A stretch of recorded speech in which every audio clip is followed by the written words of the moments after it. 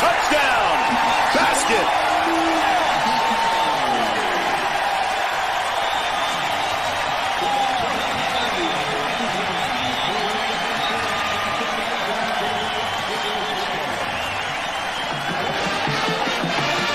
47 yards for the score. Here's what they're in 22 personnel, 2 backs, 2 tight ends. And it's McKamey to basket. That's it. Now watch. Gordon does a pretty good job. He doesn't get his hands on him. He fell that little stutter. I like what he's doing, but he's got to keep his eyes on the receiver. As soon as his head. 2 backs and 2 tight ends. Play fake to Moore, looking up top for basket. Got him behind his man. Flag down, the catch is good at the 1-yard line. He got him behind Ernest Gordon, but it didn't matter. The basket comes up limping a little bit. Well, again, this is the only pass they've shown thrown out of this formation, what Ernest Gordon does. Now, he does a better job. I like him to be putting his hand right there. He's looking up. It's a tough call.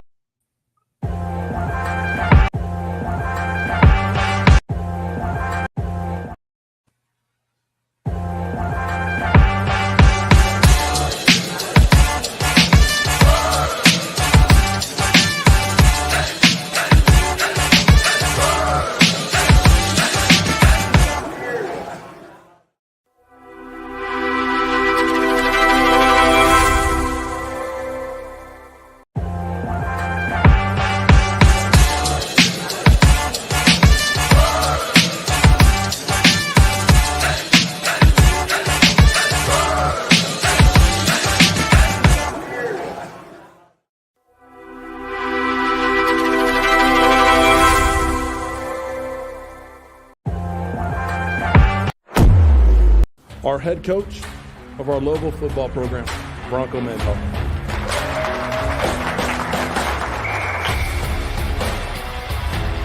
The details themselves with the right preparation can separate you from mediocre competitors that don't do that. And so, yeah, the attention to detail, I think, drives the execution, or should I say brings the execution to life, especially in critical moments.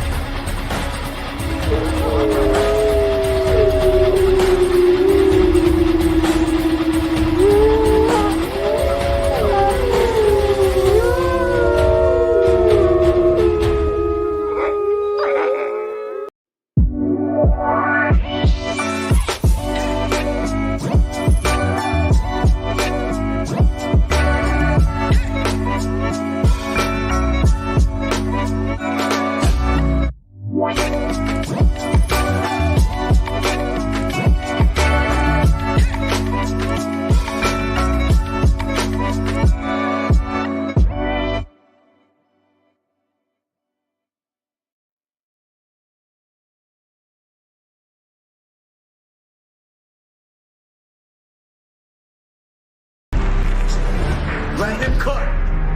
Let him cook now. Let him cook. I said let him cook.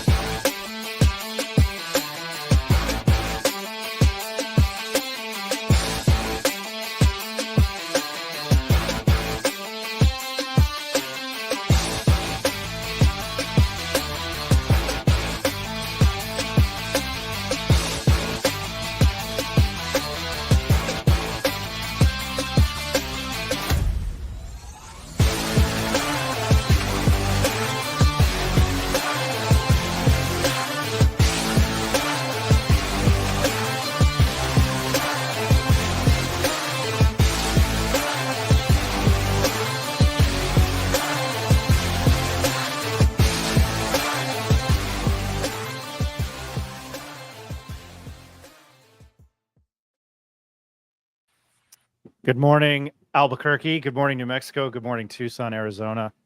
College football is back. And before I get to Rick Thompson, I'm so excited. Oh, Richard, I'm so happy. Hold me. Hold me. I'm so happy. All right. God, I love that movie. My name's Ryan Tamori. This is not the Pit Press Live. This is the Morning Howl, brought to you by Dulce River Bakery and Coffee. They gave me some nice mugs. I'm not drinking it out of their mug right now because my dumbass was doing dishes. So to Molly and Armando, I apologize, but thank you for the mugs. I collect mugs everywhere I go. All right. A lot to get to today. We're going to break down some of the college games we like, and we will treat UNM as 30-point underdogs like we're talking about the Super Bowl again. They are in Tucson today. They are at number 21 U of A, a team I'm very high on, the team that Jacob Neff loves. So super excited for today and the first full day of college football. And let me put our names on there. I'll get to the usual suspects. I also want to thank Affordable Service. We'll get to the usual suspects here on the show. Again, Morning Howl, pregame, UNM pregame show. I don't know if we're going to do this for basketball, but right now, definitely for football and every Saturday during college football season. UNM does not play next week. They are on a bye, and we will probably be saying thank God after that point. All right, to my business partner and a member of the 2004 Capital State Champions. And what you get you got your MBA at or your master's at UNM, right? I did. Yep, sport administration class of 2011, I think it was 2010, long time ago. God, I was still in my undergrad. I could. You really are old. I know, man. Hey, we got to give a shout out to, is his name John Barnes? Dr. Barnes? Is it Dr. John Barnes? I know his name's John. Yeah. Yeah, it's a pleasure. He does the PA in the press box at University Stadium. So if he's watching, always love a pleasure seeing you. All right. And to a Lobo fan since 1970 and the voice of the Western New Mexico Mustangs, we're happy to have him here. And congratulations to his wife who just retired, Mr. Ed Nunez. Ed, how you doing? Doing great. Western actually opens up. Western New Mexico's football team opens up on the road today against UT Permian. They're on the road again next week against Adams State in our first trip down there. My first trip will be September 14th when they take on New Mexico Highlands. So, yeah, looking forward to tonight. I know UNM is a big underdog, but I'm still going to watch intently. Oh, we are all going to watch intently. All the way from the Bay Area. It don't play. He's a two-time offensive state lineman, not once, but twice for San Juan Mendoza and the St. Pius Spartans, and he played basketball for Damian Segura. And he's at his lakefront property in Tahoe. Mr. Rick Thompson. Richard. Good morning, gentlemen. I'm up here getting some mountain air. Happy to join you. We got Burning Man going on this weekend just north of Reno. Let's not hope for a reenactment of Burning Man in Tucson today with the Lobos, and they can keep themselves afloat. Thanks for having me on, and let's talk some bows.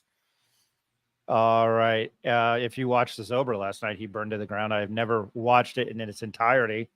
Never been. It was. I quite enjoyed it. It just took a long time for him to burn. Anyway, you can follow him on Twitter at NM Sportscapper, and we will get to a segment we're calling Neff's Numbers from. I wanted to call it You Bet Your Ass from a segment we did a long time ago when I started the podcast, when I lost my radio show on the Sports Animal. His name is Mr. Jacob Neff. I'm amped. College football is back. You and I are big college football and basketball honks. How you feeling this morning? I'm doing good. Got a little rivalry brewing in the Neff household. My dad graduated from U of A, and excuse me, Big Daddy 151. Yeah, there you go. And and for people that don't know what that is, that's his username in our fantasy football league for some reason. Yeah, so little rivalry. I graduated from UNM. You graduated from U of A. So excited to have this game going on today. And like you all said, hopefully we can, be respectable in this game and put up a fight, because I don't think we've played them in a long time, but it's nice to see us playing U of A again in a sport. Rick and I were at the game in 2007 when they renewed the rivalry. They used to play for the Kit Carson Rifle. I went on Arizona's Believe channel yesterday, and I was very impressed that the the guy who hosted it, who went to Nebraska, knew about the Kit Carson rifle. And Ed, I might touch on that later because you probably saw them play in the WAC, which I wish is something they would still do. They would still play U of A and Texas Tech and play for things like the Kit Carson rifle. I think that would help the football program. We all know how Lou Olson felt about going to the pit. At the end of the show, while we go head-to-head with Johnny Football on College Game Day, Shane Dale of at Cat Country AZ, Wildcat Country, I believe it's a podcast. He will be joining us, just a little bit more insight on the game. I want to thank the guys over at Brett Berry, and oh no, I feel really bad. Adam Green for having us on, Eric and I, and they came on the show. Much appreciated them. Wildcat Radio 2.0. Love talking with them and break down this game. It's two basketball schools and one is ranked 21st in the country in football. So I will get to some slides. And Rick, I'm doing it again. Oh, Richard, I'm so happy. I'm so happy for college football. All right. I want to get to we're doing a rundown on our show now. Hey, feel free to comment on the YouTube channel, Twitter. Tell us how much you love us. Tell how much I suck. Ronnie Chavez, ESPN is in season saying we did. I'm getting to that in a second. Eric, I have a producer today, so if you could drop the bug at the bottom, we'll get to some slides, and it is beautiful. This is today's college slate. So I'm dropping some Celine Dion on you. It's beautiful. That song still slaps till this day, I think. The games I'm looking forward to, and we'll get to Neff. Obviously, 8:30 ESPN tonight. UNM at U of A, number 21 U of A. You can also catch that on the Lobo Radio Network with our friend Rob Portnoy and Dontrell Moore. Thank you, Celine. I'm looking forward to Miami and Florida. I'm looking forward to West Virginia and Penn State. The entire Morgantown shut down. Obviously, I'm all about, I think I mentioned Florida and Miami. I'm all about the U. And I'll get to Mountain West Conference games today. I think a sleeper game, Neff might disagree with me, is 2:00 this afternoon, Boise State at Georgia Southern. I've been told that Georgia Southern, or I've heard that Georgia Southern is pretty good. And then again at 10:00, you've got Georgia Clemson and then WVU and Penn State. To today's, and I got to start here. We posted this on Twitter. You can go head-to-head with us. It's College Football Pick'em. It's on ESPN. We will be giving out weekly prizes. We shared it on our Twitter. You pick against the spread, and you pick against us, and we will announce a weekly winner. You can go find that on our Twitter page, and I believe if you go to ESPN and you have an account, it's the Pitt Press. So check that out and pick against the spread against all of us. And again, weekly prizes probably from our sponsors. Here is the full slate of Mountain West Conference games. Merrimack is at Air Force on CBS Sports Network. Colorado State is at Texas. Texas begins their quest under Quinn Ewers and Steve Sarkisian. That game is on ESPN at 1:30. Again, as I mentioned, Boise State at Georgia Southern. Didn't realize that game was on ESPNU. That's at 2. A team that I'm incredibly high on, I had them in my top 25, UNLV at Houston. That's on FS1 at 5. UNLV is 3-point underdogs. Nevada is at Troy. Troy is a very good defensive team. Hawaii got UCLA to go out there. That game is on national. That is on a big boy channel at 5:30 on CBS. So kudos to Tommy Chang and everybody at the University of Hawaii in that football program.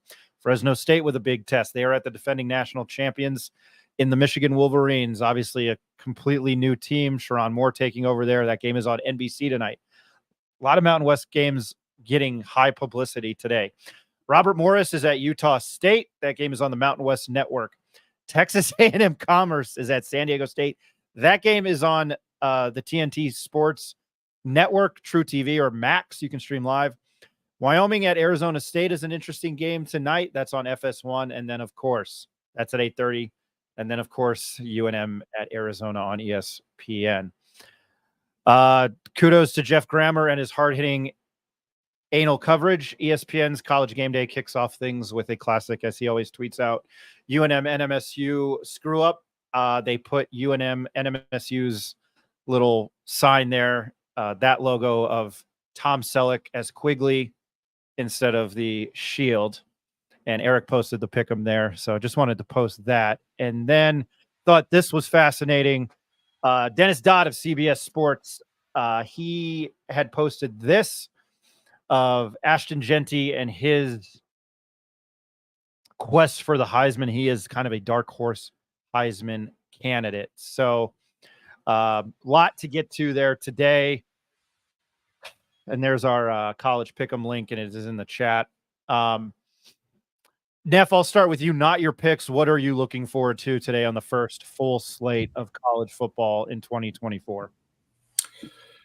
Well, I mean, honestly, I think what I'm looking forward to the most is, the new realignment of these conferences and see how they all, how they all look. Because I mean, we're looking at, I don't know exactly, but I think it's like 85% of the top 25 is in 4 conferences now. So it's going to be a crazy season as it develops. But more importantly, you've got some new faces and new places.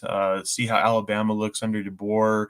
I think how Ohio State's going to look this year with Will Howard at quarterback. I think Ryan Day is under a lot of pressure this year. He hasn't been able to get it done. Even last year when Missouri played them, it was an awful offensive game for them. They played great defense, but them getting it together. I think another thing is, a lot of these games are going to be more important now because a slip up like Penn State losing today to West Virginia could put you, looking at the outside looking in at some point later on in the season. So these early season matchups are going to be important because if you lose right off the bat, you've got to roll off, 5 or 6 in a row to stay in the conversation. But we've got great games across the board today. You got Texas A&M and Notre Dame.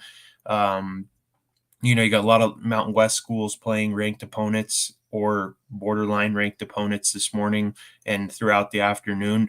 So I think it's going to be, I'm just looking to see how everybody looks, right? Obviously we get what we see on the surface level, but until they get on the field and show us what they're going to advertise, you never really know, you know what I mean? So just excited for it to be back, excited for, football to be back on. And like I said, when we came onto this podcast, just seeing UNM and Arizona play again, that's really cool. I hope that they look at continuously trying to get this on the schedule. I know it's not in the plans for, the remainder of, or the upcoming years, but hopefully they hold their own and Arizona will continue to give us a chance to play them in the future. I'm going to come back to you in a few minutes because of your bets. We're calling it Neff's numbers. Last week, your lock of the week was under 54.5 for Montana State and UNM. And honestly, I hate to say shoulda, woulda, coulda, but if it weren't for 2 defensive touchdowns, you might have done that. Ed, I'll start with you, and we will break down the game here in a minute. And Shane Dale from Wildcat Country will be joining us to break down this game. Ed, anything you're looking for today, or you can even hit on UNM?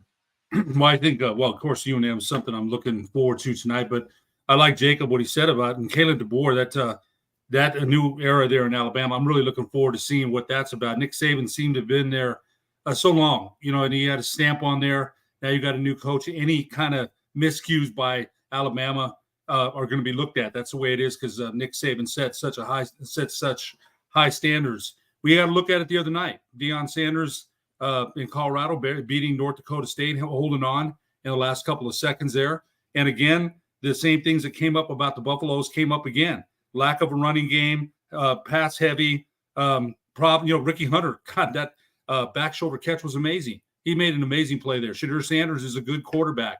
I enjoyed that. But you know what? Deion went 4-8. Sanders in Colorado went 4-8 last year. And Deion is Deion. He's a prime time, the whole thing. People are going to question him. Then he said he's not going to talk to a certain reporter. There's a lot of attention there in Colorado. So I think we got a good look at that the other night. They held off North Dakota State. There's a lot to see today, as Jacob Neff said. about the conference games, UCLA, and there's going to be some good conference games outside the conference. So I'm looking forward to seeing that. But just a great day to see college football. And I think, Arizona, Ryan, you and I talked about the Kit Carson rifle the other day. Rick Wright brought it up and wrote a nice article in the Journal about games of the past with Arizona and New Mexico. And it brought back a lot of memories. I saw a couple of games there at the stadium when I was a kid, when Arizona was in town. So I'm looking forward to seeing that. Hopefully New Mexico, I'm going to say they'll cover that 30-point spread, and hopefully they'll play better and, be competitive, because Arizona is, as you had those guys on the other night, I listened to what they said. They're loaded, and they're a very good team. Rick, I'll go to you. What are you looking forward to today most in the first day of full slate of week 1 college football? I'm definitely look to see how Georgia responds after being disrespected as what I think last season of being left out of the playoff. I mean, they were the defending national champs, and they're the ones that got left out. Today, they got to start off with Clemson. I believe they're about 13 or 13.5-point favorites. I still like Georgia to roll pretty much anyone they face this season and cover, because I think they're going to be motivated, and I think they're going to be the best team. Outside of that, there's some interesting matchups. My mom is a Penn State grad, so I'll be closely watching Penn State and the Mountaineers here. Looks like a great atmosphere out there in Morgantown, West Virginia. So just a lot of good matchups. It's going to be hard waiting all evening for this Lobo game. I'm trying to remember. USC and LSU. That's probably the other game I'm most interested in. I think LSU will probably win that one, but USC will have a new quarterback now, after losing Caleb Williams to the NFL draft and losing their freshman Malachi Nelson to Boise State, which they thought was going to be the starter at Boise State, and he did not win the job. So it'll be interesting. I'm happy the Lobos already got a little bit of the nervousness out of the way, and we as fans know a little bit what to expect, while all these other people are still feeling a little anxious. So I'm excited and ready to roll today. I am looking forward to I lost my train of thought because I was thinking of 500,000 things. Eric, I'll go to you. What are you looking for most today? And then I will go to Neff and his bets of the day, or his numbers. Yeah, when I'm not cheering for the Lobos, my next favorite team is Notre Dame. I've always been a Notre Dame fan. It's run deep in our family, and I think Riley Leonard is kind of a dark horse for a Heisman candidate this year. Played really well last year at Duke. If he didn't get hurt in that Duke Notre Dame matchup last year, there was a chance that I thought Duke was going to steal one from them. So I'm looking forward to watching that game. And then obviously I'll be paying close attention to other Mountain West matchups. I think a sneaky good game is that Colorado State at Texas game. I think there's a lot of hope around the Colorado State program. They've got some good key pieces, some NFL talent on that team, and they're riding on some high hopes this year. So I think that'll be a good test for them early in the season.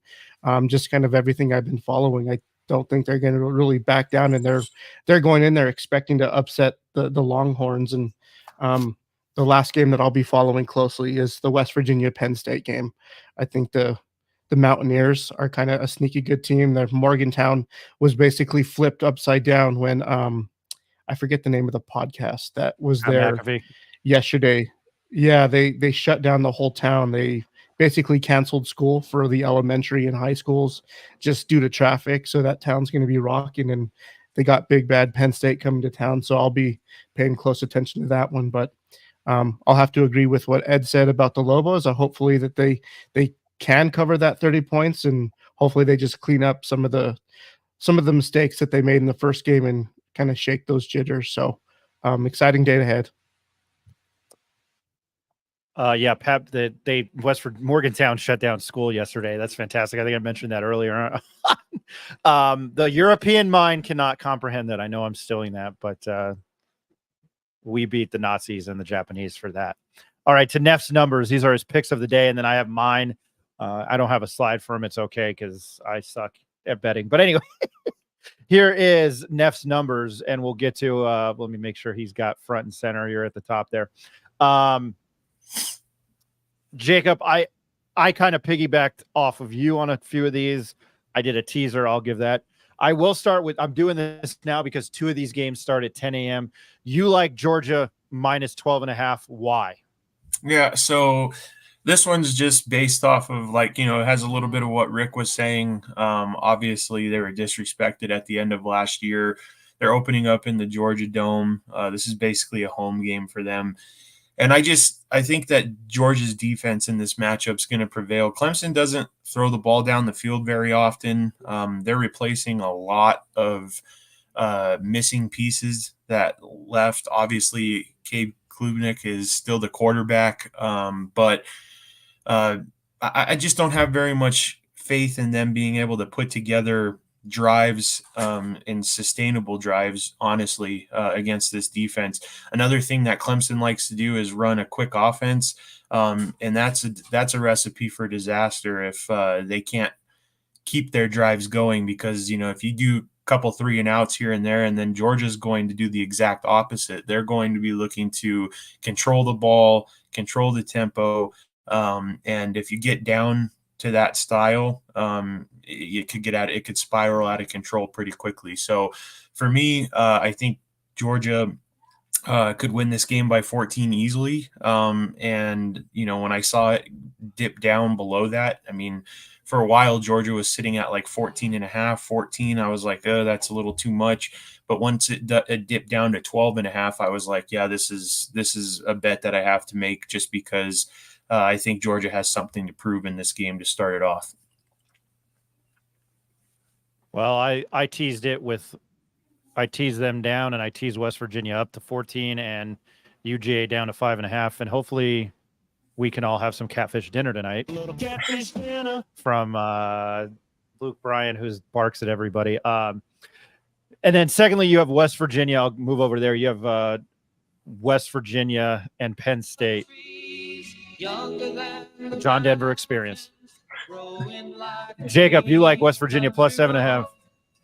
Yeah, so I think, in this game, you have to look at the fact that Penn State has kind of been underwhelming for the last 2 years. And to be honest with you, I don't really like that Aller is – I've never really thought – I mean, he was a gunslinger coming out of high school, but this team doesn't like to pass the ball, and they don't have a lot of weapons on the outside.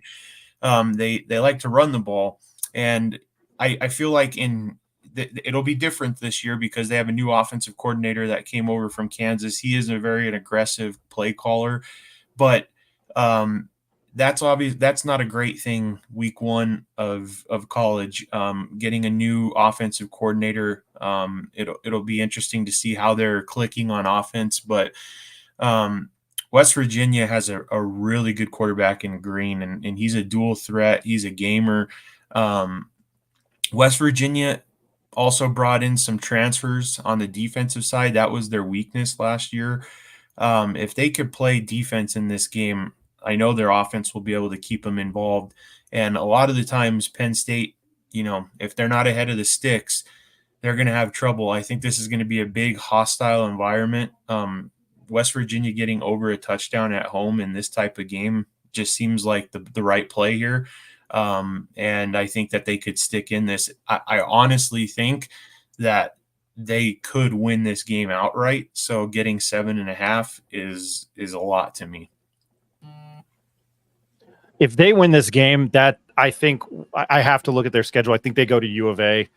If they win this game and they're able to right the ship, they're probably looking at a playoff berth.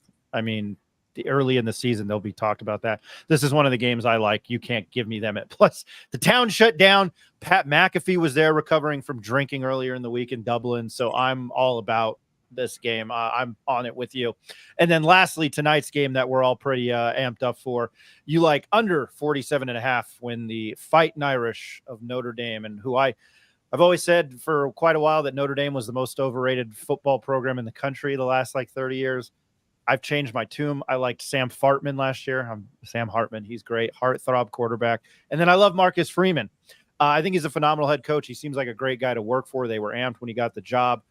And the Mike Elko era starts at Texas A&M after Jimbo Fisher walked away as the $60 billion man. I like Texas A&M minus 2.5 tonight, but Neff, you like under 47.5. I just think it's going to be too much for Notre Dame tonight. That's pretty low. Anything under 3 I like, as I've learned how to gamble the last 2 or 3 years. Them at home in Kyle Field, which is may or may not be one of the most hostile environments in the country. Kind of a different feel for A&M. They opened up with UNM last year, and now they get the brand that is Notre Dame. Neff, why do you like under 47.5?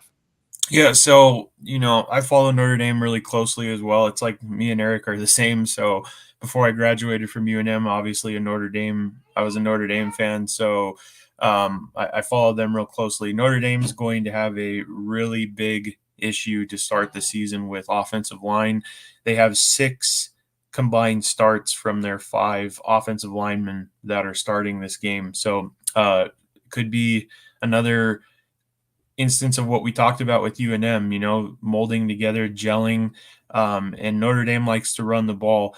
Riley Leonard, I think he's a really good quarterback. I see him more as like a game manager. He's the type of quarterback that Notre Dame needs because he doesn't make a lot of mistakes. They like to run the ball, like I said, but the strength of both these teams is the defensive side of the ball. It's going to be a hostile environment, like you said. I think that there's going to be some nerves, and something else you have to look at in this game is Coach Elko, obviously from the A&M side. His quarterback was Riley Leonard.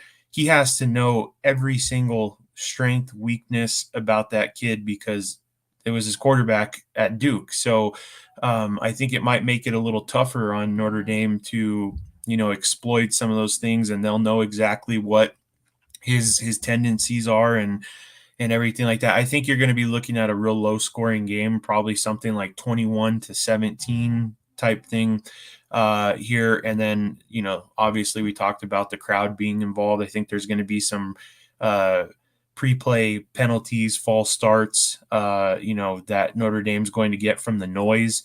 So you're going to have some instances where it's going to put you in first or second downs that are long.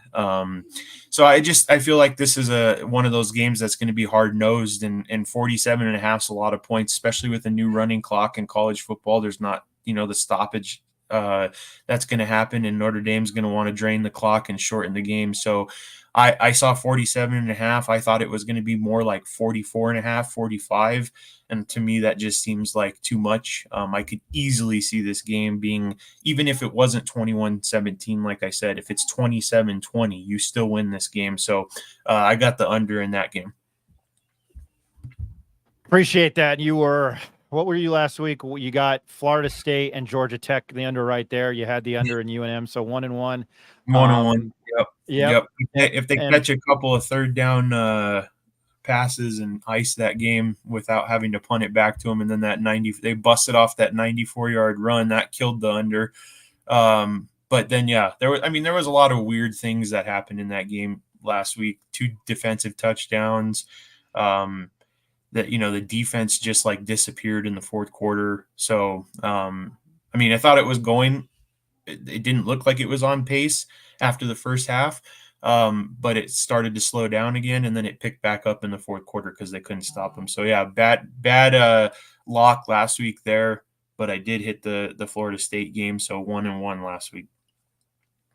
All right, I'm gonna give my picks real quick. I like West Virginia plus 7.5, Texas A&M minus 2.5. I like Arizona minus 30. Ronnie Chavez is UGA, Clemson 12.5 or 10.5. Just saw it was 10.5. I checked sportsline.com, which is a site connected to CBSSports.com. They gather Caesar Sportsbook odds. From what I'm seeing, so they've gotten money on Clemson because it's down to 10.5. And then I'm playing with fire on this one because I like Graham Mertz of Florida, and they have to go into the swamp. Mario Cristobal. I'm excited for that game. I got to do it. Miami, 2 Live Crew, 2.5. I'm taking that. I'm all about Cam Ward. I thought he was fantastic at Washington State. All right. Again, we'll be joined by Shane Dale in roughly about 10-15 minutes of Wildcat Country. You can follow him at Cat Country AZ. We'll break down a little bit of the game. We'll get our thoughts now, and we will start with Rick. his keys to the game, and it is the secondary versus McMillan and the Arizona wide receivers. Rick, break it down for us.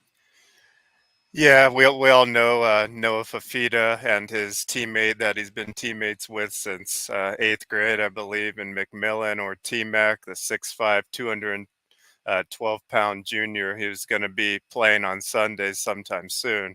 Outside of him, though, what we learned this week from the Arizona guys is they probably have 4 or 5 other guys that can catch passes. So who I'm looking out for in Arizona is Devin Hyatt, a 6'2", redshirt freshman, Jeremiah Patterson, and Raymello Murphy to also get mixed in the game. So on the UNM side, the secondary is kind of in flux, I would say, because last week it looked like Noah Pola-Gates was set to start, and I don't believe he ended up starting. You got Noah Avenger and Christian Ellis playing safety, who both had huge games last week, double-digit tackles, I believe, for both of them with scores. So for them, I think the safety position is strong. The corner position is maybe not. And at the nickel position, you got Bobby Arnold, a transfer who I think is still finding his way. So the thing for them this week, there's going to be a lot more passes thrown than last week against Montana State. So it's going to be a different type of game for them and a totally different type of athlete that they're covering in this offense. So I think for them, they're going to have to also mix in some secondary blitzes like they did last week, which I think worked really well. And that's how they really caused, those sacks and that early fumble, is by bringing a corner or that nickel off the edge, disrupting the quarterback's rhythm. And I think they're going to have to do that. But when you take gambles by bringing somebody from the secondary, that leaves your remaining guys on an island, and you don't want to be on an island with T-Mac from Arizona, because he will leave you high and dry on that island and probably end up coming down with it. So it's going to be interesting to see how New Mexico really schemes against this elite wide receiver group, but I think they can be up to the task. Neff, I wanted your thoughts on, I keep butchering his name, Tatoria McMillan. I hope I had it right there. He goes by T-Mac, so I'll just call him T McMillan. But your thoughts on him, because you and I have talked about it, and we were talking about it yesterday. He is showing the highlights now, going against, Power 5, P4 secondary. This guy's the real deal. Oh, yeah. My NFL comp to McMillan is Mike Evans. I think that he literally is a spitting image of Mike Evans. And he's dynamic. He, as you can see in that video right there, he can create separation. He doesn't need separation. You could throw him the ball up, he'll go get it. He's strong. He's a strong wide receiver. Really, really big red zone threat because he's so tall. You don't know if he's going to run a fade. You don't know if he's going to run a quick slant. You don't know if they're going to throw him just a quick pop pass and let him break a tackle. But he's definitely going to be playing on Sundays next year for a team, probably potentially even starting for an NFL team next year as like a third wide receiver, or maybe they'd put him on the outside because he's more of an outside receiver. He's not really a slot guy, even if they needed a third wide receiver in the NFL. But and there's nothing to discount about Noah Fafita and his connection. As Rick said, as you guys have said, he's played with him since high school, and it says something that when the coach left, Fafita, he tried to get Fafita to go with him. He said no, and then McMillan stayed instantly. They have that connection. They know how to play with each other. He's dynamic. He's as dynamic as they come, to be honest with you. So they're going to have their hands full with him for sure tonight. All right, we'll move on to, and I'll use my.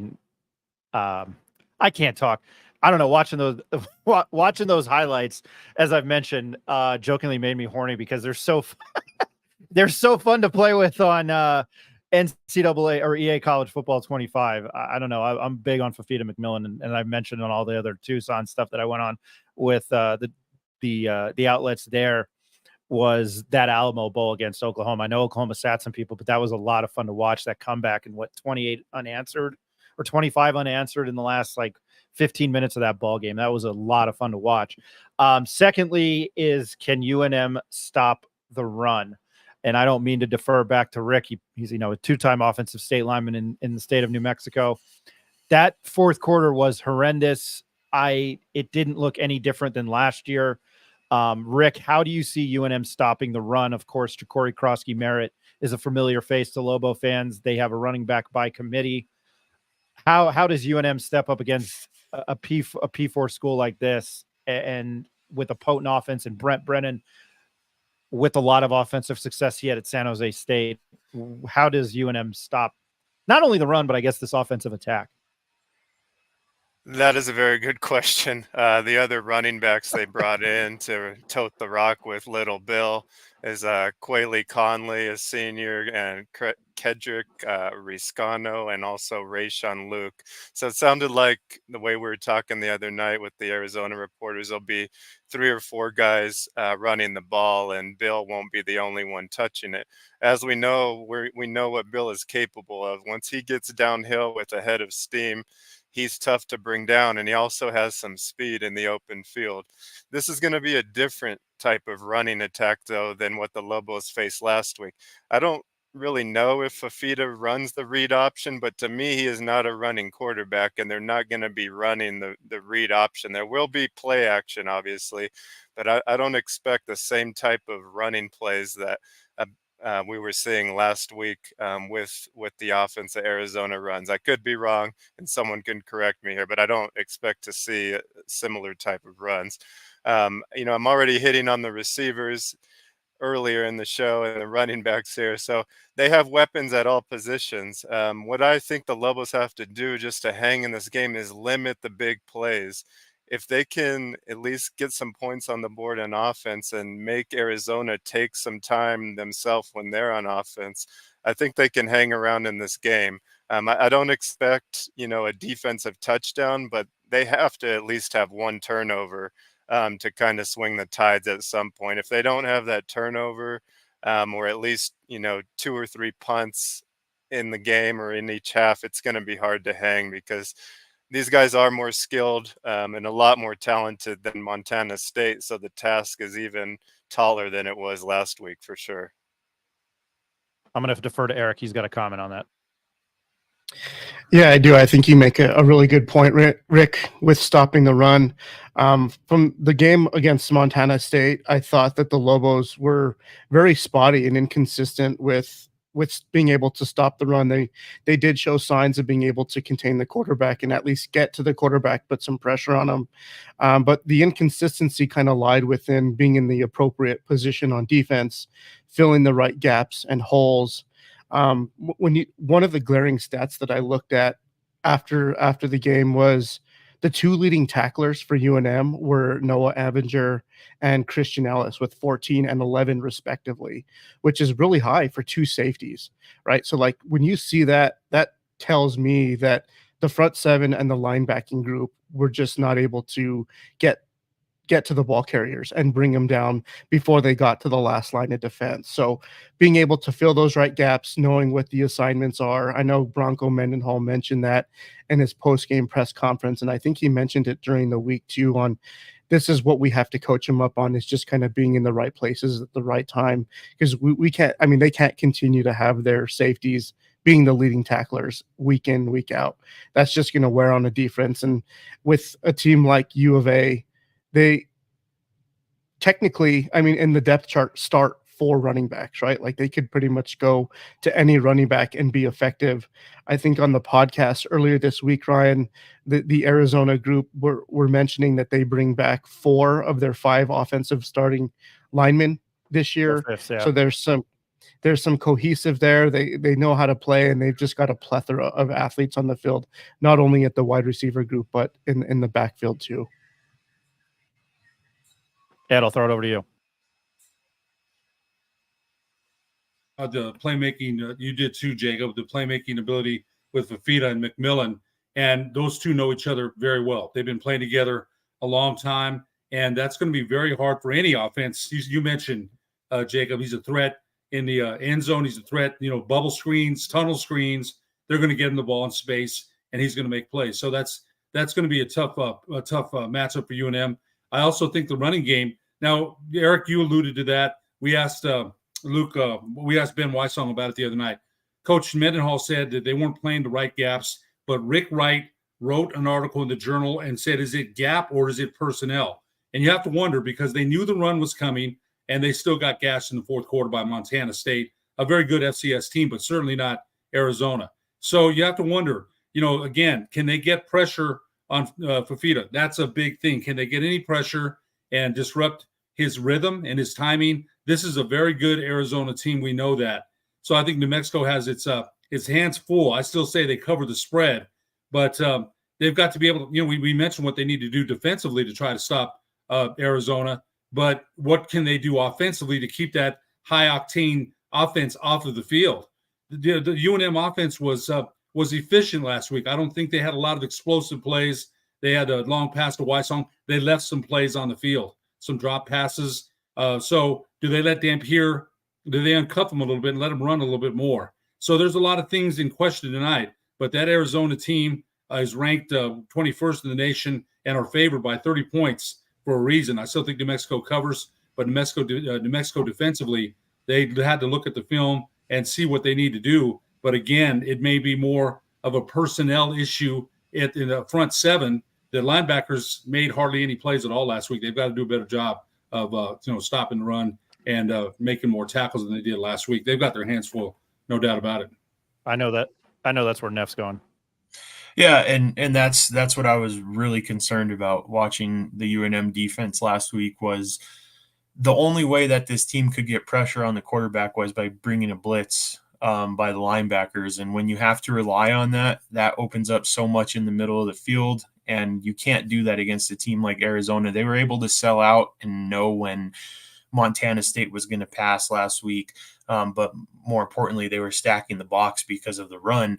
I mean, Montana State ran up, I can't remember what it was. It was almost like 7 yards a carry against them. That's definitely going to have to improve against Arizona because they're bigger than Montana State. They're more athletic than Montana State. They're more versatile than Montana State.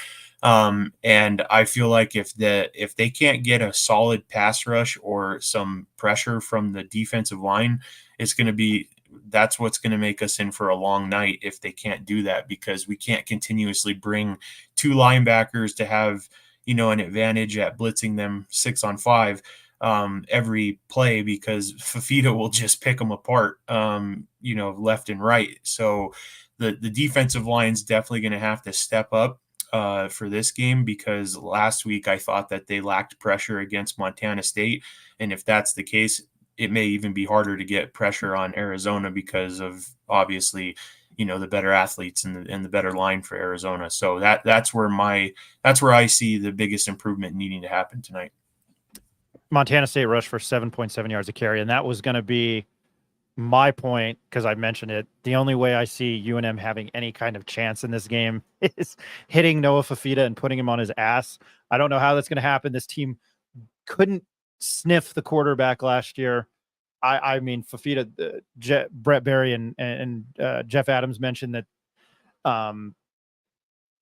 Noah Fafita's deep ball looked better in the Alamo Bowl than it had ever had. So I don't know. I don't know how this defense is going to look today. I think it's going to be the same old song and dance. That's why I have you Arizona by 30.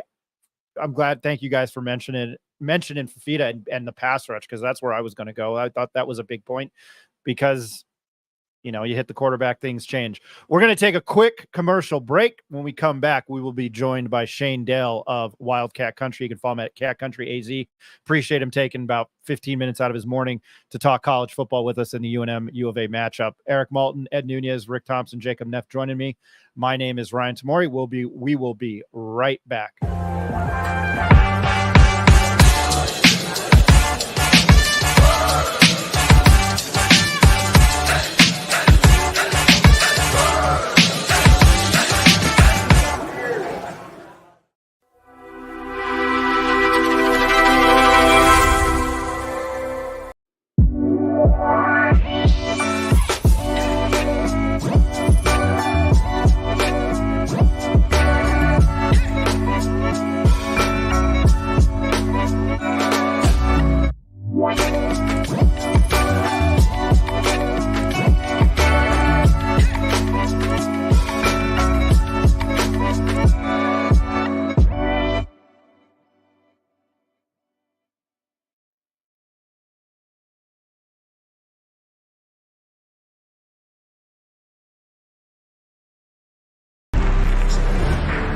cook. Let him cook now.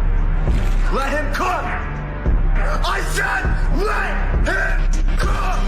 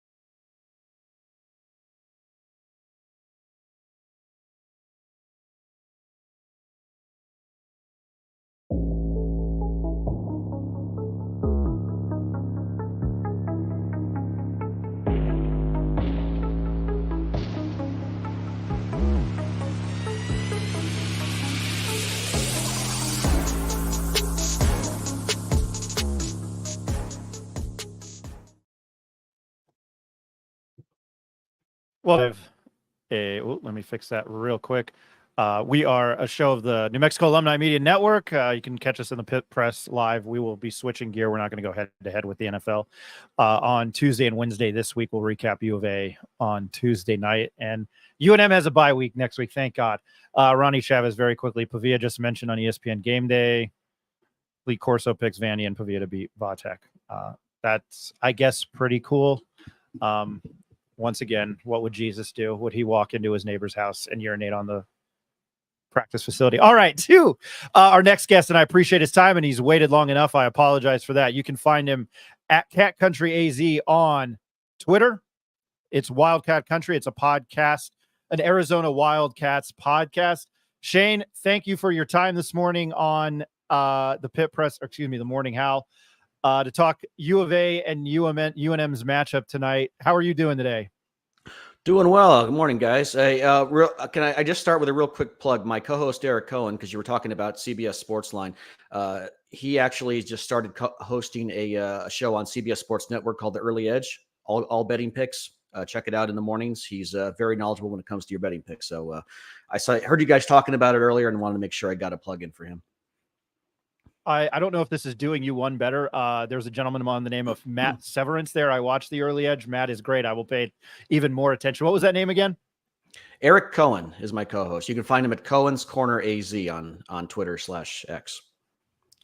Perfect. Thank you for that. I really appreciate it. Again, Shane Dale from Wildcat Country and Arizona Wildcats podcast.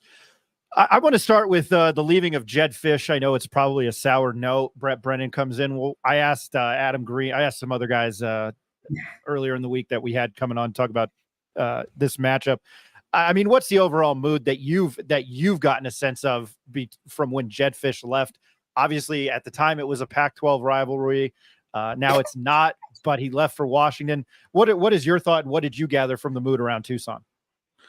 Well, I think the mood was people felt scorned because, every coach talks about, I'm want to stay here a long time. I'm loyal to the program, et cetera. And then, of course, he ends up leaving. But then on the other hand, you're offered twice as much to go somewhere else. It's kind of hard to say no. I think if anyone was offered that much money to go work somewhere else, they most of them would probably take it. So I get it. And I think that Arizona did a very good job. And Dave Hickey, in his last act as athletic director before he was let go, bringing in Brent Brennan, who was the runner-up for the job 3 years earlier before he was given to Jedd, just going out, keeping it simple and getting him, a guy who loves the program, has a history of the program. His brother, who we've had on the podcast, played at Arizona.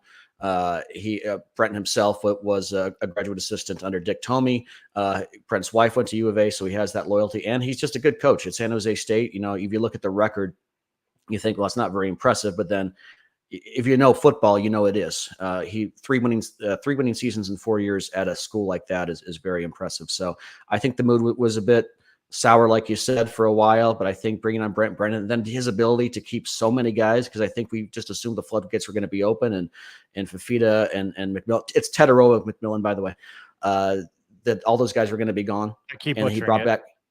Well, you know what? Arizona has so many Polynesian players too that I don't even try anymore. But I happen to know Tetaroa McMillan's name.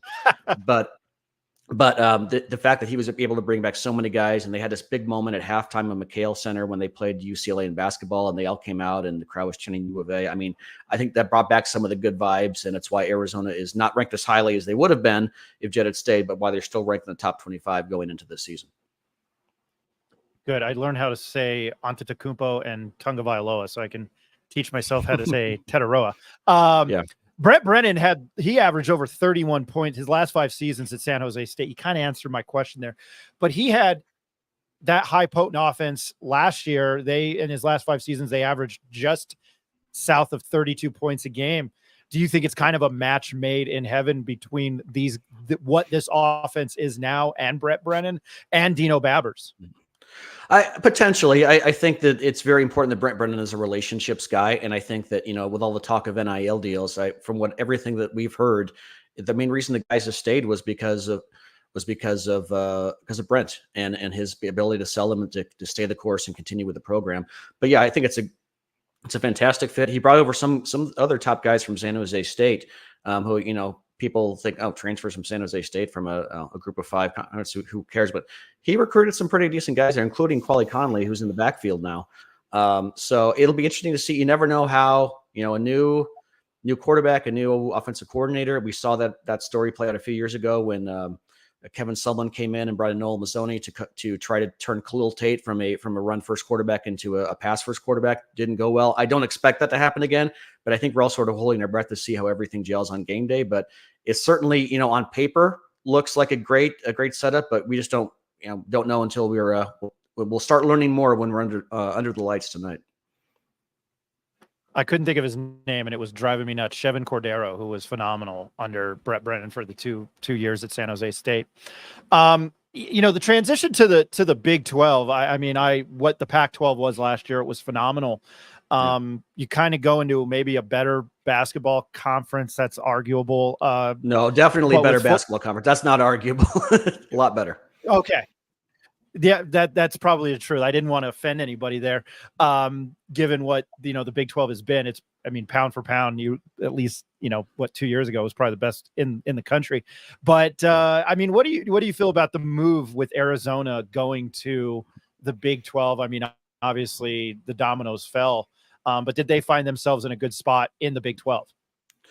Well, my first reaction was relief, just because you don't want to be left out in the cold like Oregon State and Washington State were. I think it was unnecessary. It didn't have to happen. If Larry Scott, the longtime Pac-12 commissioner, had made better decisions years ago and added Texas and OU when he had the chance, the Pac-12 would still be alive and well today.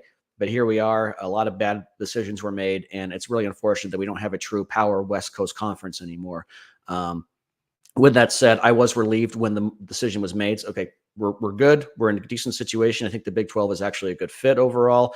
We're not exactly on the West Coast, so it's geographically makes a little more sense certainly makes more sense than Cal and Stanford going to the ACC, and UCLA and USC going to the Big 10, and Oregon and Washington as well. So I think in football, it's in the Pac-12, Arizona, I think the best they were probably ever going to do more often than not was 3rd or 4th, when you got Oregon and USC and Washington and Utah as well. Now that you're in the Big 12, I think you have a lot of good teams, not a lot of bad teams, but certainly it seems wide open. Utah, Oklahoma State, Kansas now. We got to talk football with Kansas as well as Arizona. We're kind of in bizarro world there. I think all of those schools, and maybe even West Virginia and Iowa State, all have a legitimate crack at winning the Big 12. So it's much more wide open, but much more competitive, because you got 16 teams and you have a smaller margin for error. You lose one conference game, maybe you're probably in the conference championship game. If you lose 2, you probably have to win a bunch of tiebreakers to get in. So it's a better situation in terms of opportunities, but definitely a smaller margin for error. I appreciate that question. I know I'm kind of steering away from the game tonight. There were a few names when the second half of last season watching U of A and Noah Fafita. These are just 2 guys that came up, and it was Nick Foles and Willie Tuatama. I went and saw UNM play U of A, and Willie Tuatama was like the second coming of Arizona Christ at quarterback, and he didn't really pan out. I know he had some concussions. He had some concussion issues. Noah Fafita took over for Jaden DeLaura last year. Kind of a 2-part question. How special of a player is Noah Fafita? And Tatoria McMillan, how I've kind of said this, they might be the best wide receiver quarterback combo in the country. Again, that's something we can argue. But those two questions, what kind of quarterback is Fafita and that combo, and how special with their background in the years they've played, the connection, how special is it for the Tucson and U of A fan and alumni to see? Yeah, well, first of all, let me defend Willie Tuitama. He ended up having a great senior year and got Arizona back to a bowl game for the first time in a decade in 2008 to face Bronco Mendenhall and BYU in the Las Vegas Bowl, which is a game that they won. But his nickname was Willie Heisman. And he didn't go that far, so I'll give you that. But look, as far as Noah Fafita, we had him on our podcast a couple times before he even played a game at Arizona, and you just tell he was very sharp, very wise beyond his years kind of guy. And I think you saw that on the field as well. He is. You guys talked about being a pocket passer, and that's how Arizona's used him. He can run. I think Jed Fish and probably Brent Brennan this year would prefer him not to, because he is only 5'9", and he takes one big hit, and there goes your season possibly. But yeah, his relationship with McMillan is almost unfair. I mean, you guys have talked about they've been playing with each other since 8th grade. They could run routes in their sleep. I think the big question is, who's going to step up beyond T-Mac this year? Jacob Cowing was great for Arizona last year as well. The last 2 years, he ended up as one of the top 10 receivers in NCAA history in receiving yards. You had Tanner McLaughlin at tight end, who was a draft pick by the Bengals in the 4th round, who was fantastic as well and broke some of Rob Gronkowski's records at Arizona. So they have a great relationship, and it's almost a cheat code, really. It's just a question of who else is going to step up and take off that pressure. And that's one of the things I'm going to be looking at in this game is, they had Montana Lamonius Craig last year. They have some younger guys, like you mentioned earlier in your show, and then you got Keon Burnett at tight end, who is another guy who played with Fafita and T-Mac at Servite High School. They called Juice County back in the day. So I'm interested to see who's going to step up for Arizona at receiver beyond T-Mac. But your best chance probably is to double him and pray that someone else doesn't come in and make a big play. If memory serves me correct, I believe Jay Counting transferred from UTEP and was phenomenal there. I could be thinking, yeah, that's what I thought. Yeah, that name, I saw that and I was like, man, I hadn't thought about that name in a couple months. I'm going to switch gears to UNM. You guys have a running back that transferred to Washington, or was going to Washington, then Ole Miss, then went to U of A. His name is Ja'Cory Krosky-Merritt. He was an honorable mention All-American last year. The depth chart, according to the game notes from U of A, is that they're starting 4 running backs with Ja'Cory Krosky-Merritt, Quell Conley, Kendrick Riscano, and Rayshawn Luke. What do you know about the running back room? They're all listed as starters or oars, and how talented can they be? And it's almost the Bill Belichick from the early 2000s, where it's a clear running back by committee. But what do you know about Krosky-Merritt? Because we know on this end he is a special talent. And what do you know about the rest of the running back room? Yeah, I'm still not sure how you go from Ja'Cory to Bill, but maybe you guys can tell that story. But yeah, having him and then Conley and then Riscano and then Speedy Luke as well. We call him Speedy, Rayshawn Luke. We had him on our podcast as well. We actually had a question, like a would you rather question on our podcast. Would you rather have last year's running back room or this year's? Because last year's was great too, with Jonah Coleman, who was probably the biggest loss in terms of following Jed Fish to Washington. He averaged almost 8 yards a carry last year. Michael Wiley, who was a great dual threat running back, and really he was there with Arizona, but during the Sumlin era, and he went through some dark times and had a very strong career at Arizona. And then DJ Williams. So they had kind of a by committee last year as well. Coleman was the main guy. And this year, it's probably going to be similar. I think Krosky-Merritt's probably going to get the bulk of the carries. I don't know how you bring in a guy like that. He doesn't get at least half of them. It depends on how this game goes. If Arizona runs up the score, then maybe he doesn't get as many this game or the next one against NAU. But between him and Riscano and Conley, who's Pro Football Focus rated, I think Krosky-Merritt and Conley as the number 2 and 3 running back transfers in the transfer market. Jonah Coleman was number 1. So this year's running back room, I think, is on paper is comparable to last year's.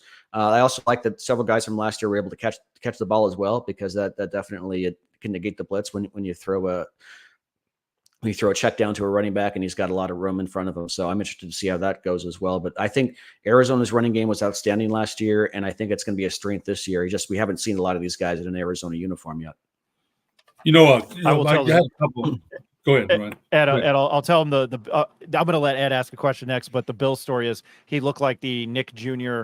Bill Cosby cartoon from like a million years ago. He looked like Little Bill. That's so unfortunate. They called Little Bill. Yeah, that's kind of what I thought. And then they had Andrew Henry, who was nicknamed Dollar, so it was Dollar Bill. So that's the story. Okay. So if you're fans, if the U of A fans and alumni in Tucson didn't know that, now you know. I'll mention it on next week's show. Yeah. And I didn't mean to steal your thunder. No, There it's you go. okay. Yeah. You know what? Yeah. Ed, I didn't mean to steal your thunder there. Shane, this is Ed Nunez. How are you, Shane? Thanks for joining us. Thanks for providing a lot of insight. Arizona is going to be a very tough matchup for a still developing UNM team. I think Bronco Mendenhall is a good coach. It's going to take him a little while to get his program here. Arizona had some success under Rich Rodriguez years ago with Desert Storm, and then kind of took a step back. I got a couple of questions for you, but could you tell a little bit how the Arizona football team was kind of down, then they rebuilt?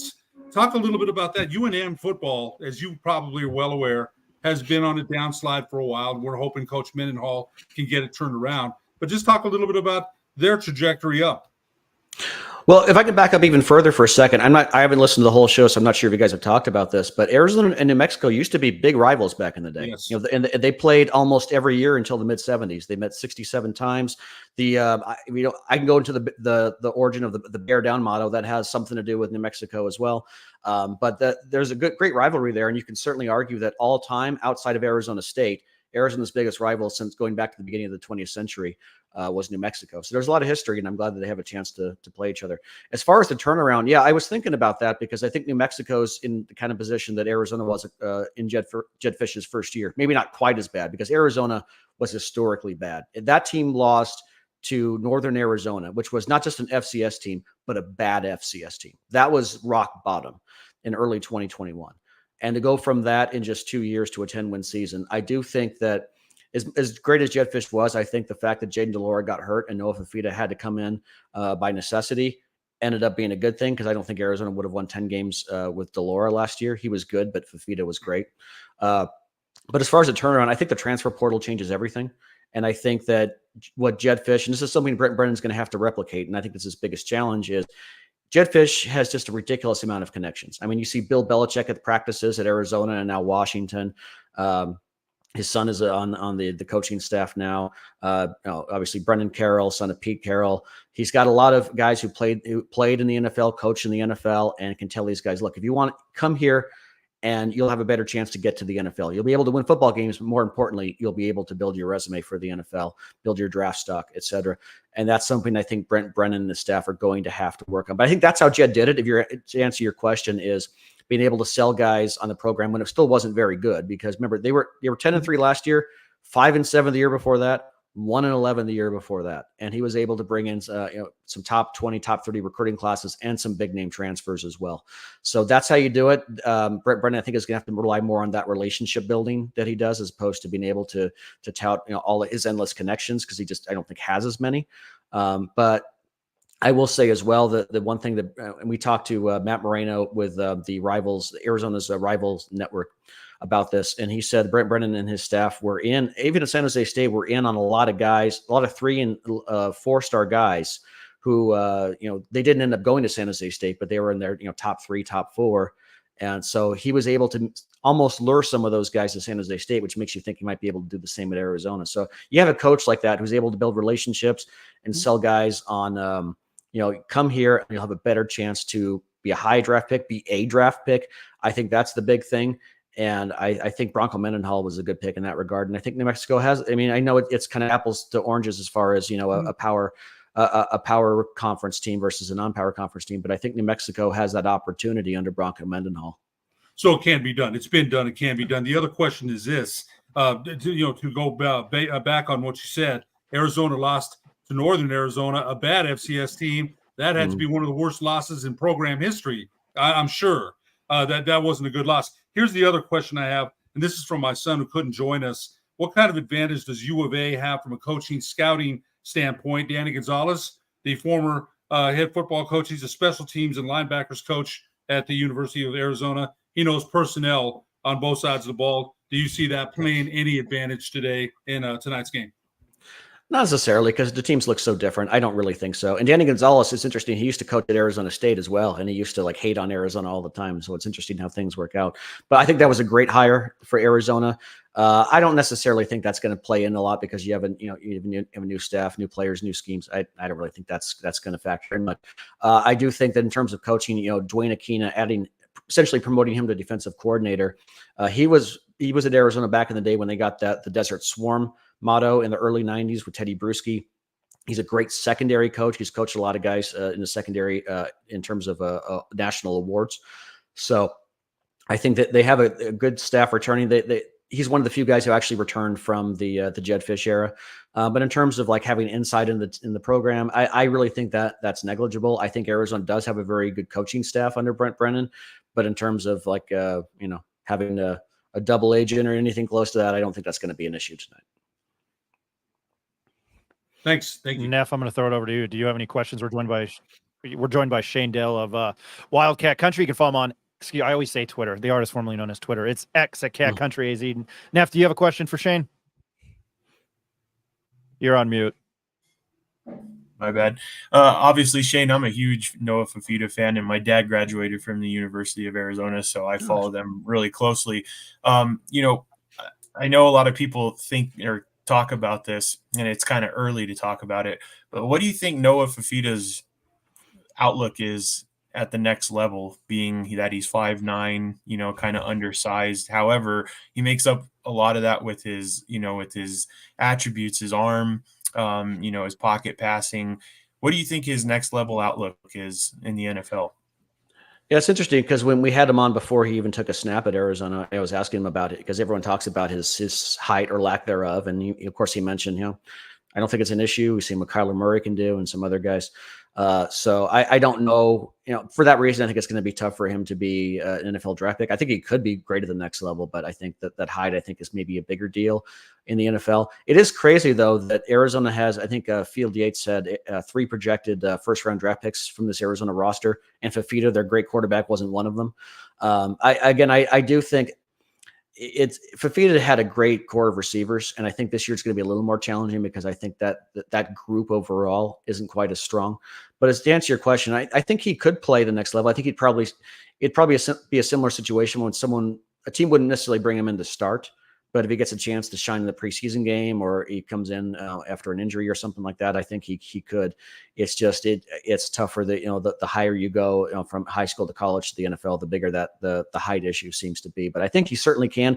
And again, he's a very sharp guy. He's got a good head on his shoulders. He acts older than he is. And I think that could help him as well. He's a humble guy, despite all the accolades and the NIL deals. He's a very humble guy and is a good leader. And I think that could pay off at the NFL. So I think there's a spot for him. Is he going to be a starter? I don't know, but I think there's a spot on the roster for him for sure. Absolutely. Next question would be, I said it earlier in the podcast. I don't know if you happened to catch it, but McMillan, who would your comp be to McMillan in the NFL if you had to comp him up against a wide receiver in the NFL currently? In the NFL currently, I don't know. I'm in Arizona. I'm a Cardinals fan, unfortunately, so I'm a big Larry Fitzgerald fan. So I think of him because Fitzgerald, he didn't a lot of times he didn't outrace guys. He wasn't the fastest guy, but he'd just go up and get those jump balls. So I know he's not in the NFL anymore, but I think that I just think of a guy who, you just heave it up there and McMillan will find a way to come down with it. I think he lacked a little bit of size, a little bit of bulk when he came into the college football, and he's fixed that a bit. He's still kind of a skinnier guy, but he's added some muscle, and so he's able to do even better job of winning those 50-50 balls. So it's tough for me to compare to a current wide receiver. I think when I think of guys who are just, you could just heave it up there and trust them to come down with it. I feel like Fitzgerald is a decent comp. I had comped him to Mike Evans earlier in the show. Yeah, just because of the length, because of the the 50-50 balls, because of that, and he seems a lot like that type of guy that came in from Texas A&M before, but yeah, he's obviously a stud, and just wanted to ask those. So Ryan, I'll hand it back over to you. I don't want to keep Shane too much longer because I'm sure he wants to watch college football. I am looking at my phone with the bets I have. So just lastly with the defense, Jacob Manu's, Mike, he's on the depth chart as a Mike linebacker. He's one of the returners. He'll obviously probably anchor the defense. The defensive line lost a lot of people. I believe it's a new kind of front seven. What do you know about that? Yeah, the entire defensive line is new. The last holdover was Bill Norton, and he decided to follow Johnny Nansen to Texas ultimately. So you got a bunch of new guys, a lot of guys who again look good on paper, and the coaching staff has been talking them up a lot. But you got a transfer in the linebacker from San Jose State as well. So you got a lot of new faces. Manu is fantastic. I think he's going to anchor the defense again, like I said. The secondary, I think, is the strength. When you bring back Gunnar Maldonado, Dalton Johnson, who's my personal favorite. You guys were talking about the Oklahoma game. Gunnar Maldonado had an 88-yard return for a touchdown to turn the game around. It was Dalton Johnson who made the hit that jarred the ball loose. He's a guy who can cause some turnovers.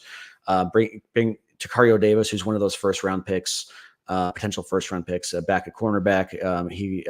They were able to keep him out of the transfer portal. Trading Stukes as well. So, and you have guys who can kind of move up and play at linebacker as well, like Stukes, who can kind of do both. So, yeah, I think the front seven is a big question. Can they get a pass rush? I still think football's a simple game. You win the battle at the line of scrimmage. And by the way, I think you guys mentioned on the offensive line that they're bringing back 4 guys. They were supposed to. They're bringing back 3. Raymond Polito, who was scheduled to start at left tackle, is out for the year for personal reasons. We don't really know why. But that, when you're talking about the starter for the guy who protects the quarterback's blind side, I think that's a concern as well. So the battles up front, I think, are going to be very interesting. On the defensive side, can they get pressure on Devin Dampier, who's a good dual threat quarterback out of Saguaro High School in Scottsdale, Arizona. Montana State didn't get a single sack last week. They got 6 TFLs, but no sacks. So that concerns me a little bit. I think New Mexico can actually score some points in this game.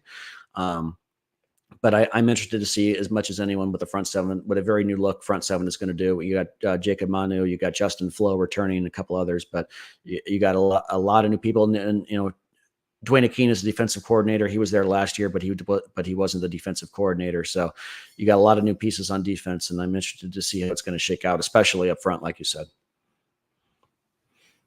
Lastly, it's a whiteout tonight at Arizona Stadium. Is this one of the most?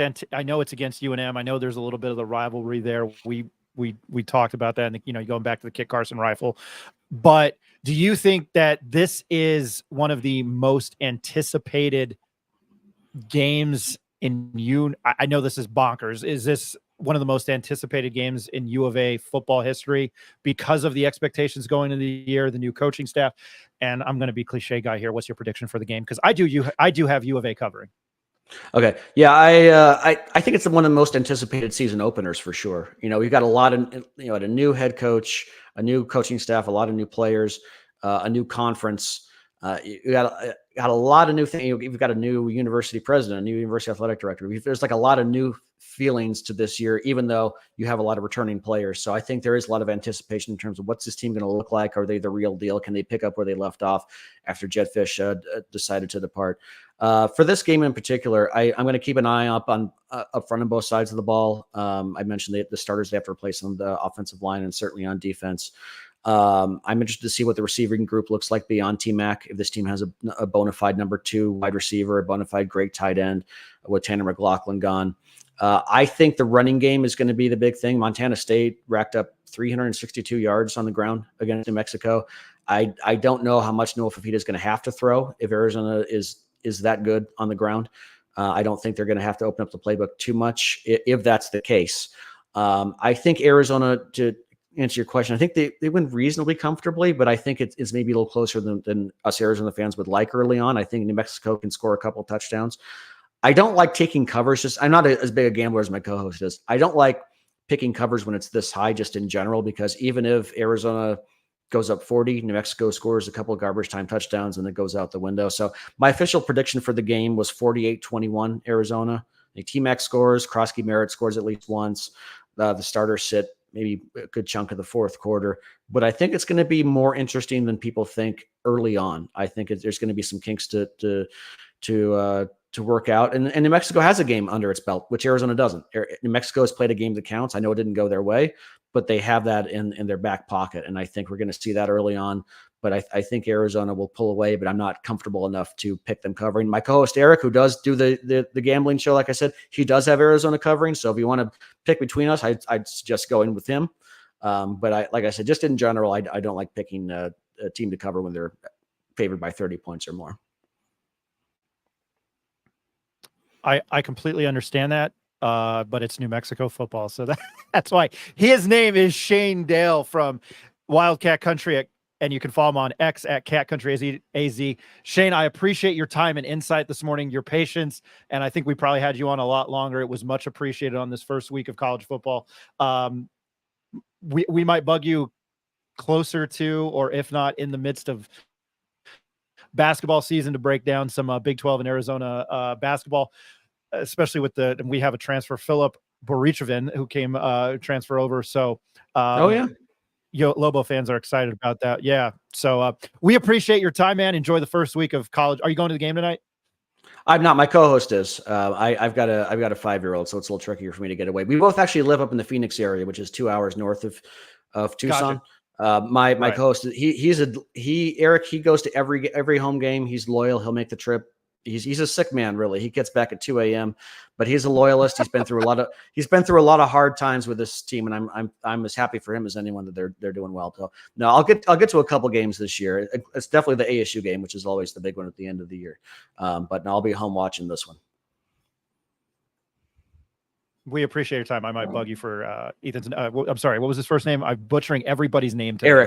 Eric Cohen. You can follow him at Cohen's Corner AZ. Yep. I might bug you for his number to join our show. Shane, thank you so much. I appreciate it. You enjoy the first full Saturday of college football. You do the same. Thanks, guys. Appreciate it. Appreciate Shane Dale there of I keep butchering everybody's name today. Wildcat Country at Cat Country AZ. I'm going to take a quick commercial break and we will wrap things up here because I am chomping at the bit to get to watch college football.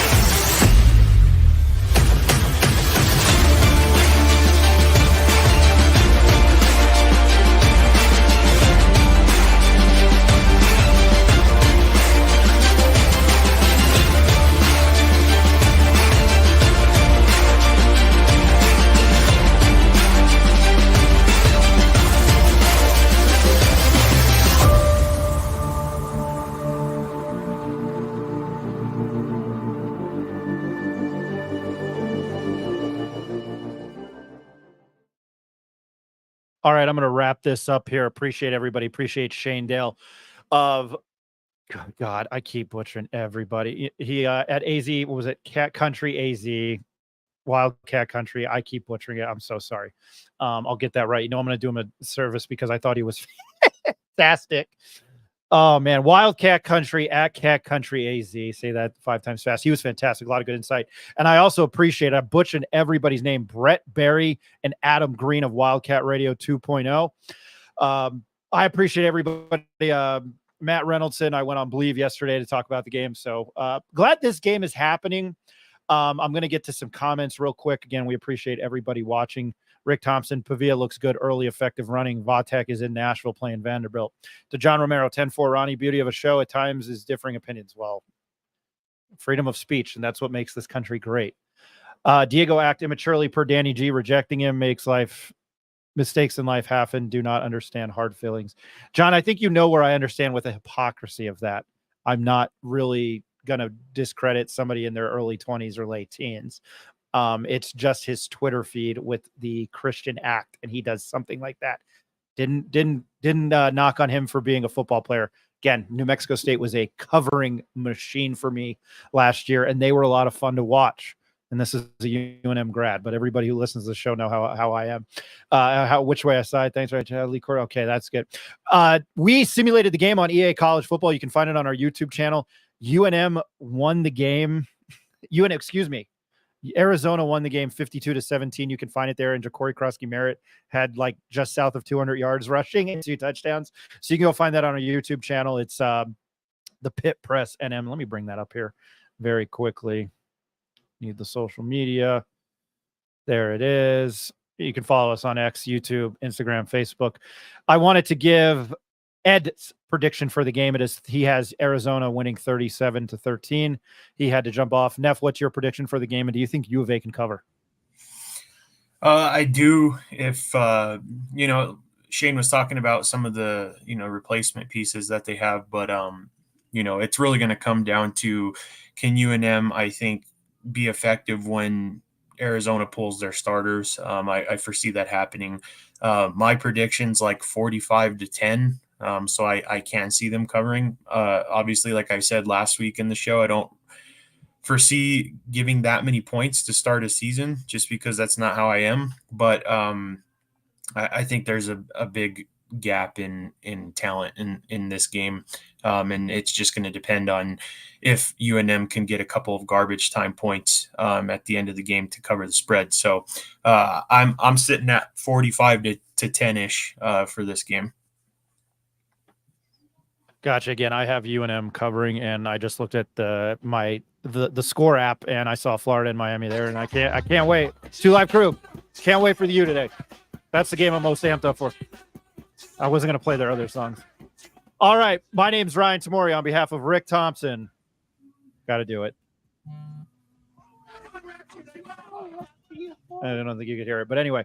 All right, my name's Ryan Tamori for Jacob Neff, Ed Nunez, Eric Malton, Rick Thompson. This was the Morning Howl. Special thanks to Shane Dale again. Great insight on the University of Arizona and their football team going into this season. Again, I'm excited to see Noah Fafita and Tatoria McMillan. I think I said it right there. I pronounced it right. Everybody enjoy the first weekend of college football, and we will be back to you Tuesday night again with the NFL starting on Thursday night. We're not going to compete with that for the rest of the calendar year. It was kind of a summer thing, and then we will figure out our schedule once UNM basketball starts. We are now into the month of September, which is crazy. Everybody have a fantastic holiday weekend and enjoy the first full weekend of college football. Our head coach of our local football program, Bronco Mental.